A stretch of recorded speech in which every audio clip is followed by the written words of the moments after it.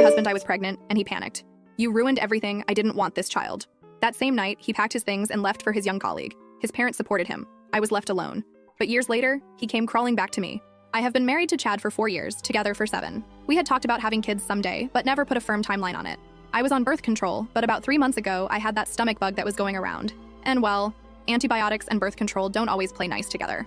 When I first missed my period, I didn't think much of it. My cycle has always been a bit irregular, especially when I'm stressed, and work had been particularly demanding. But when I started feeling nauseous in the mornings and noticed my breasts were unusually tender, I bought a pregnancy test on my lunch break. 2 pink lines. Clear as day. I took 3 more tests over the next 2 days, all positive. I was shocked, scared, but also excited.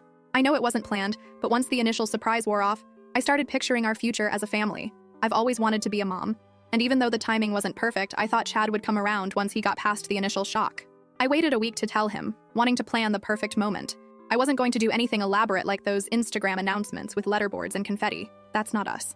Instead, I made his favorite dinner, lasagna with garlic bread, and bought a bottle of his favorite bourbon for him and sparkling cider for me. I even wore the blue dress he always compliments me on.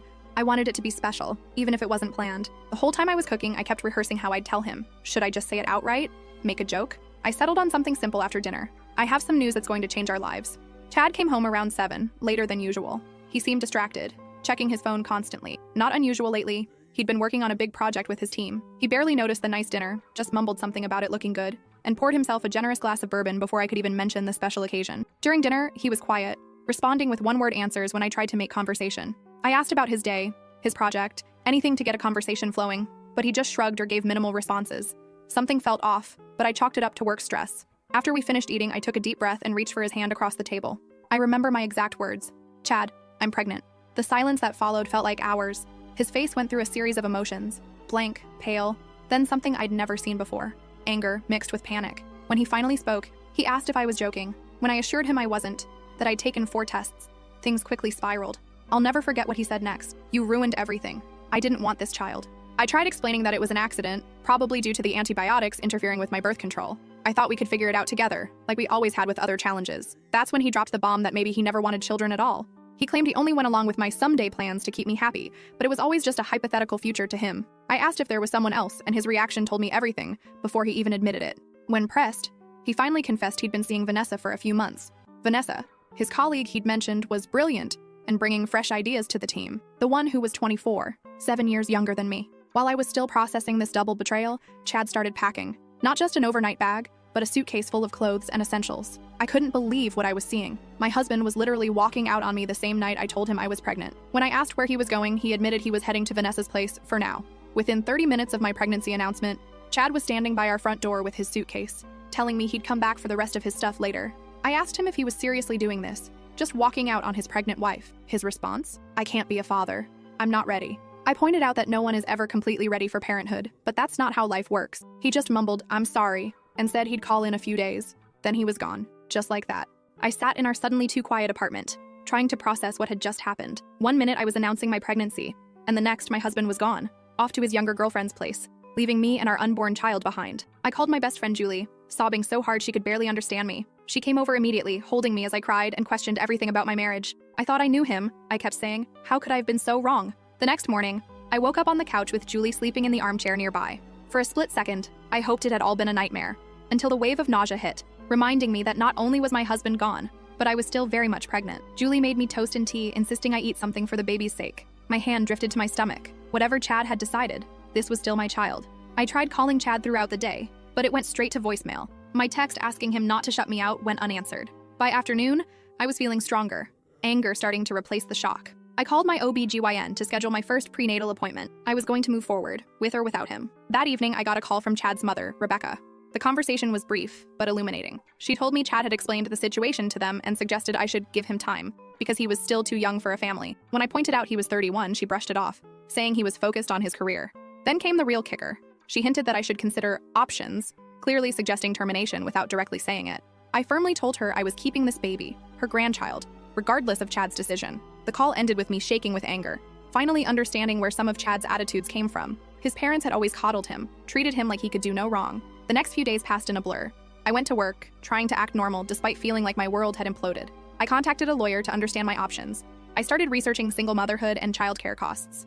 I looked at my finances, calculating how I could make this work alone if I had to. Chad finally texted 3 days after leaving, not to ask how I was doing or to apologize, but to inform me he was staying at Vanessa's and would send money for bills. When I replied that we needed to talk in person, his response was that he needed space and wasn't ready to talk yet. A week passed, then 2. He came by the apartment once when I was at work to get more of his things. He left his keys on the counter with a note saying he'd paid rent through next month and would contact me about divorce after speaking with a lawyer. Divorce, just like that. I had my first prenatal appointment alone. When the technician did the ultrasound and I heard my baby's heartbeat for the first time, that fast, rhythmic, whooshing sound, I broke down crying. The technician probably thought they were tears of joy, not tears of grief for the family I thought we'd be. The baby measured right on track. They gave me a tiny printout of the ultrasound image, just a little bean-shaped blur, but already my child. I put it on the refrigerator when I got home, a reminder that no matter what happened with Chad, this little person was counting on me. 3 weeks after Chad left, his father Roland called me. Unlike Rebecca's cold approach, he at least asked how I was doing. When I told him honestly that I wasn't doing great after being abandoned for a younger woman and mentioned his wife suggesting abortion, he tried to smooth things over. He claimed Rebecca didn't mean it like that, and that they were just concerned about Chad's career and promotion prospects.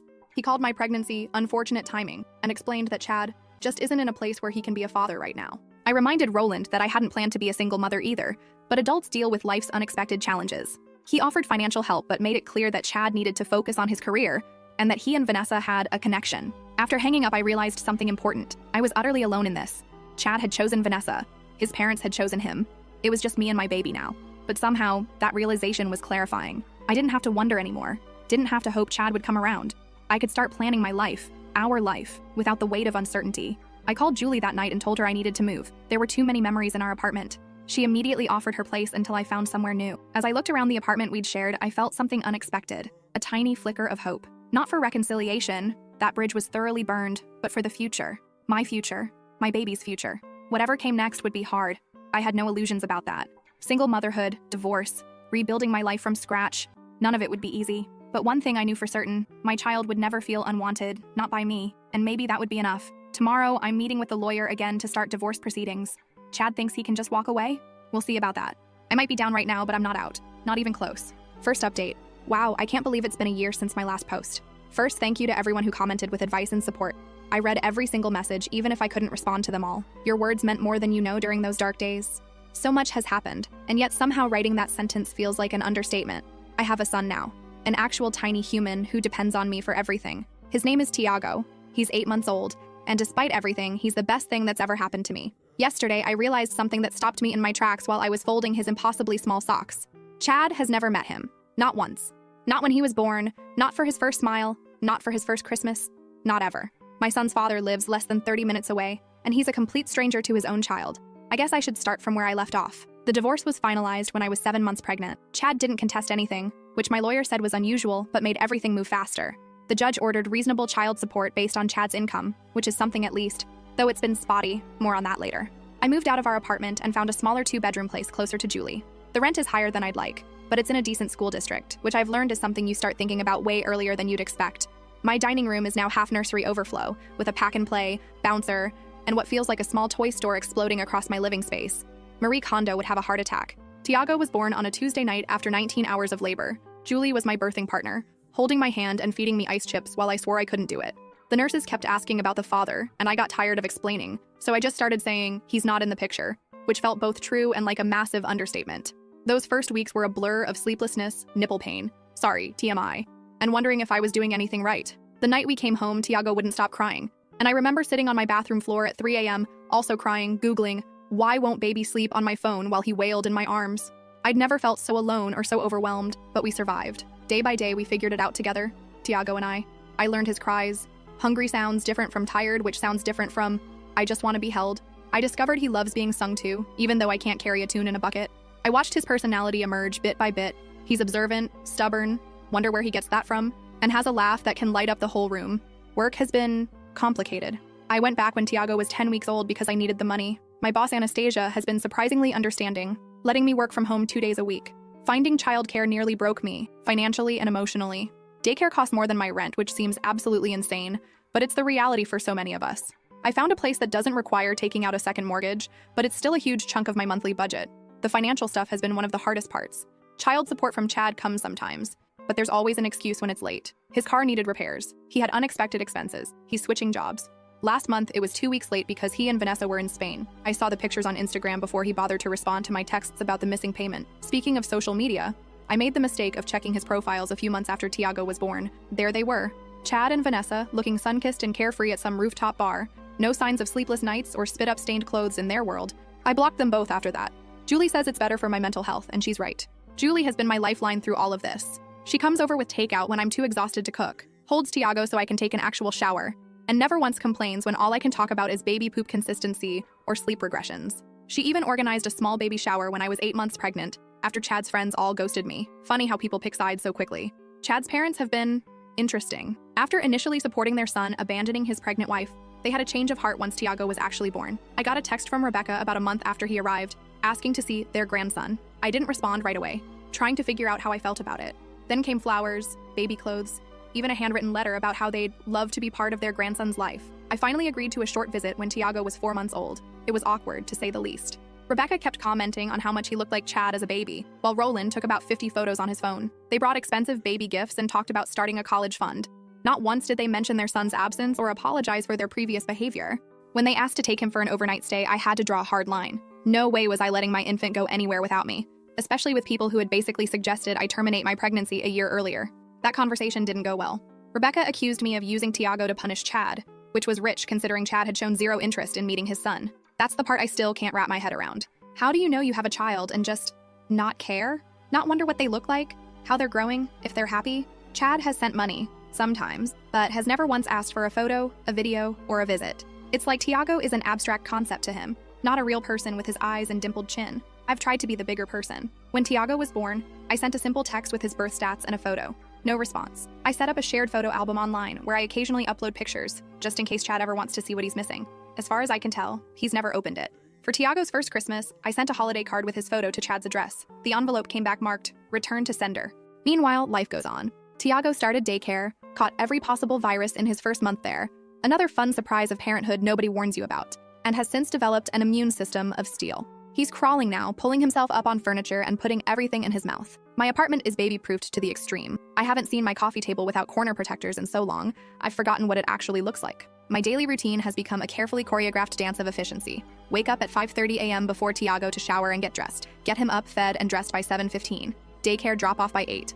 Work until 5, rush to pick him up by 5:30. Paying the late fee on days when meetings run over. Home by 6 for dinner, bath, stories, and bedtime routine. Then a few precious hours to clean, do laundry, pay bills, and maybe watch half an episode of something on Netflix before falling asleep on the couch. Rinse and repeat. The hardest moments are the ones no one talks about.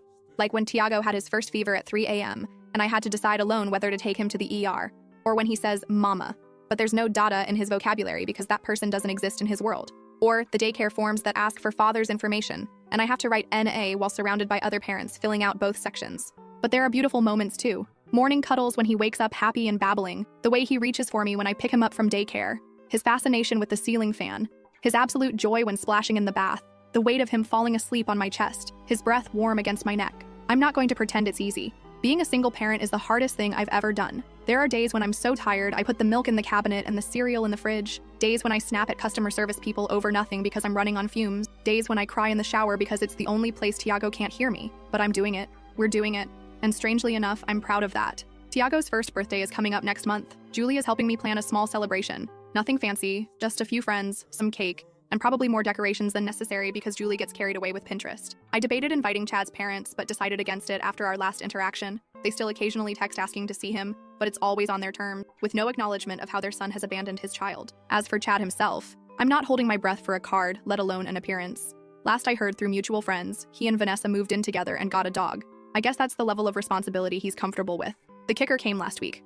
I finally got approved for a modest apartment in a slightly better area. It's nothing fancy, but it has a small yard where Tiago can play, and the schools are good. As I was signing the lease, my phone buzzed with a text. It was from Rebecca saying they were having a family reunion next month and wanted to include their grandson. The text included a photo of Chad and Vanessa, arms around each other, looking perfectly happy. I stared at that photo for a long time. There was Chad, smiling, living his life as if his son doesn't exist. Something shifted in me in that moment. Not anger exactly, though there's still plenty of that. More like clarity. I've spent a year waiting for Chad to step up, to show even the slightest interest in his child. A year sending updates into the void. A year trying to be fair and reasonable despite everything. I texted Rebecca back. Tiago won't be attending. If Chad wants to meet his son, he knows how to reach me. But I'm done making excuses for him or pretending he's anything but absent by choice. Then I blocked her number too. Maybe that sounds harsh, but I'm done protecting Chad's image or his feelings. I'm done carrying the entire emotional load while he gets to live consequence-free. I'm done pretending for Tiago's sake that his father might suddenly become interested in his existence. The truth is, we're better off without someone who could so easily walk away. Tiago deserves people in his life who choose him, who show up for him, who love him unconditionally. I can't force Chad to be that person. So here we are, 1 year later, a single mom and her son against the world. It's not the life I planned, not even close. But looking at Tiago's sleeping face tonight, I realized something important. Sometimes the family you end up with isn't the one you expected, but it's still perfect in its own way. I don't know what the future holds.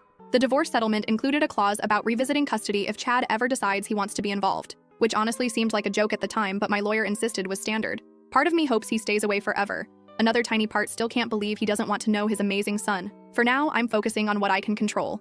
Building a stable home, creating happy memories, being both mom and dad as best I can, and maybe, just maybe, finding a way to trust again someday. But that's a problem for future Melissa. Present Melissa needs to finish the laundry and go to bed. Tiago will be up at 6 a.m. whether I'm ready or not. So that's my update. 1 year, one perfect baby boy, and 1 day at a time. Second update. It's been 4 years since my last update. I honestly didn't think I'd be posting here again, but something happened yesterday that I can't stop thinking about, and I needed to put it somewhere. Tiago just turned 5 last month. 5. I still can't believe my little baby is now this chatty kindergartner who knows all the planets in order and corrects my pronunciation of dinosaur names. Time is wild. Yesterday was his first day of kindergarten. I took the morning off work to walk him in, expecting the usual chaos of drop-off. What I wasn't expecting was to see Chad's friend Leroy in the school parking lot, dropping off his daughter. I froze for a second, but Tiago was tugging my hand, excited to see the classroom, so I pushed through it. After getting Tiago settled, only minor tears. From me, not him. I was heading back to my car when Leroy approached. I braced myself for awkwardness, but instead, he just asked how I was doing. We ended up getting coffee at the shop across from school, and that's when he dropped the bomb. Chad and Vanessa broke up 6 months ago. Apparently, she wanted kids, and he was still saying he wasn't ready. At 35, after stringing her along for years, she finally gave him an ultimatum, and he chose, well, not her. Chad's company downsized last year, and he's been struggling to find stable work. According to Leroy, he's been crashing on friends' couches while Vanessa keeps the apartment they shared. The perfect life he abandoned us for has completely fallen apart. I sat there stirring my coffee, not sure how to feel. There was no satisfaction, no serves him right moment, like I might have imagined years ago. Just a strange emptiness, like hearing about a character from a TV show I stopped watching seasons ago. What struck me most was realizing how completely different my life is now, compared to when Chad left. After years of juggling single motherhood and work, things have finally stabilized. I've been at the same company for 6 years now, and last year Anastasia promoted me to senior project manager. The raise meant I could finally afford to buy a small townhouse in a good school district. Nothing fancy, but it's ours, with Tiago's handprints painted on his bedroom wall, and a little garden where we grow tomatoes that never quite turn out right. Financial stability was hard-won. There were so many nights of spreadsheets and budget calculations weighing every expense. Child support from Chad eventually stopped completely around Tiago's 3rd birthday. After multiple missed payments, I filed with the enforcement agency, but Chad had changed jobs so many times it was like chasing a ghost. Eventually, I decided the stress of fighting for it wasn't worth it. I'd rather Tiago see me calm and present than anxious and angry over money we could manage without. The question I've been dreading started coming about a year ago. Why don't I have a daddy? Tiago asked while we were grocery shopping, completely out of nowhere. I'd prepared for this moment, read articles about age-appropriate explanations, but nothing prepares you for looking into those innocent eyes. I told him a simplified version of the truth, that his daddy wasn't ready to be a parent, but that didn't mean anything was wrong with Tiago. That sometimes grown-ups make choices that hurt people, but I wanted and loved him enough for 2 parents. Those conversations never get easier. Each time Tiago notices another kid with their dad at the park or sees father-son activities at school, my heart breaks a little. But we've built our own traditions. Julie is still his favorite aunt, coming over for movie nights and teaching him card tricks. My parents drive up monthly to spend weekends with their grandson. We have our village, even without Chad. Then about 10 months ago, something unexpected happened. At a parent-teacher night at Tiago's preschool, I kept noticing this dad with kind eyes and a terrible dad joke t-shirt. I'm not arguing, I'm just explaining why I'm right. His daughter Emma was in Tiago's class, and they'd become friends. I overheard him gently but firmly handling her meltdown over having to leave the classroom toys. And something about his patience caught my attention. Douglas, widowed father of Emma, makes homemade pizza on Fridays with dinosaur-shaped pepperoni, remembers Teacher Appreciation Week without reminders, doesn't mind when my son talks endlessly about space. It started with playdates. The kids were friends anyway, so it was natural. Then coffee while they played. Then texting about school announcements we'd both missed. Then dinner one night after Emma and Tiago's soccer practice ran late.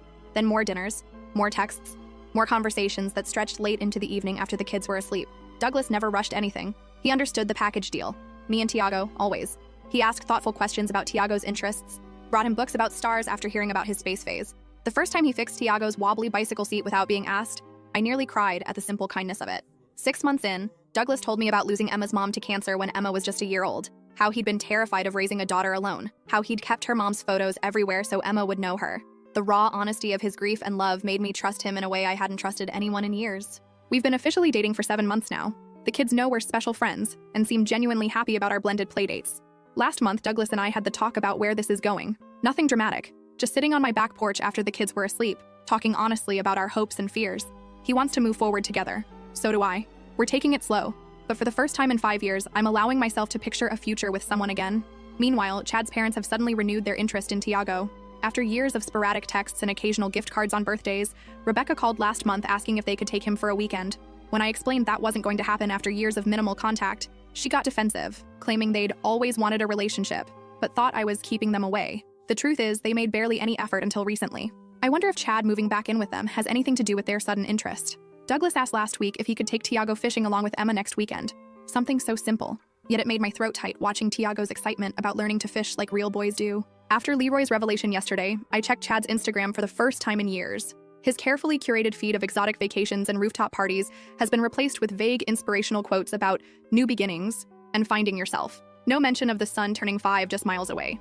I closed the app feeling oddly at peace. 5 years ago, I was broken, terrified, and alone. Today, I have a career I'm proud of, a home I own, an amazing kid who astonishes me daily, and a partner who chooses us every day, not because he has to, but because he wants to. So that's where I am 5 years later. Not where I expected to be, but exactly where I'm meant to be. And Chad? His choices led him exactly where his choices would naturally lead. I can't even find it in me to be bitter anymore. That part of my life feels like a different timeline, one I stepped out of long ago. Third update, last Saturday started like any other. Pancake breakfast, then rushing to Tiago's soccer game. Douglas and I were huddled under an umbrella watching the blue lightning when Douglas nudged me. Is that someone you know? Across the field stood Chad. After 7 years of complete absence, my ex-husband was just watching our son play soccer. No warning, no heads-up text, nothing. When halftime came, Tiago ran over for water, excited about his defensive play. That's when I noticed Chad approaching us. Tiago spotted him too, asking who the stranger was. Before I could answer, Chad was standing there, awkwardly commenting on how big Tiago had gotten. I sent Tiago back to his team and confronted Chad. He admitted his mother had mentioned the soccer schedule. Of course, Rebecca. The sudden increase in contact from his parents made sense now. Douglas introduced himself, and I noticed Chad flinch slightly when he claimed the title of Tiago's father. I corrected him, biologically only. After some tense words, Chad asked if we could talk after the game. I reluctantly agreed to 20 minutes at the nearby coffee shop. Douglas took Tiago and Emma for Victory ice cream while I met with Chad. He'd ordered me a cappuccino, not knowing I'd switched to lattes years ago, a small detail that somehow highlighted how much had changed. Chad's story came in pieces. Therapy for a year, 8 months sober, moving back with his parents after breaking up with Vanessa. The most stunning admission was that he'd actually asked his parents to limit contact with Tiago because he couldn't handle the reminder of what he'd abandoned. Now he wanted to make things right and know his son. I told him plainly that Tiago wasn't the baby he walked out on, but a person with feelings and a life Chad knew nothing about. He acknowledged he couldn't just walk in and be dad, then asked about my relationship with Douglas.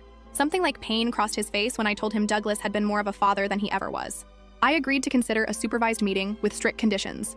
I would be present, it would be brief, and if he disappeared again, that was it forever. 3 days later, after talking with Douglas and our family therapist, I arranged a meeting at a park. Telling Tiago was harder than expected. His questions were heartbreaking. Why his father wanted to see him now, whether Douglas would come too, and if his biological father would like him. He decided to wear his soccer jersey, so he knows I'm good at soccer. The meeting wasn't terrible. Chad brought a Lego soccer field set, and they built it together while I watched from nearby. I noticed genetic similarities I'd forgotten. The same concentration face, the same eye crinkle when they smiled. Over the next 2 weeks, we had several similar supervised meetings. Then Chad called asking to take Tiago to a movie alone. I refused immediately. 3 weeks versus 7 years? Not happening. He seemed to accept this, suggesting we all three go instead. Before I could respond, he showed up at our house with his parents, unannounced. Roland and Rebecca pushed forward with talk about moving forward as a family, while Chad mumbled that he'd told them this wasn't the way. I sent them home, but Chad asked to speak with me alone. That's when he dropped it. I still love you, Melissa. I never stopped. The audacity was breathtaking. He suggested that despite my relationship with Douglas, we should consider reuniting as Tiago's real parents because our son deserved that chance. I asked him to leave, saying I needed to think. When Douglas came downstairs, I told him about Chad's declaration. Douglas couldn't hide his concern about Chad being Tiago's biological father, but I reassured him I was exactly where I wanted to be. Later that night, Chad texted that he meant what he said about wanting another chance with our family. I stared at those words, feeling an odd mix of anger and pity. The man who walked out when I needed him most wasn't someone I could ever trust again. Tomorrow, I'll call Chad to set clear boundaries about his role in Tiago's life, as a biological father only, not as my partner. Some bridges, once burned, stay ash.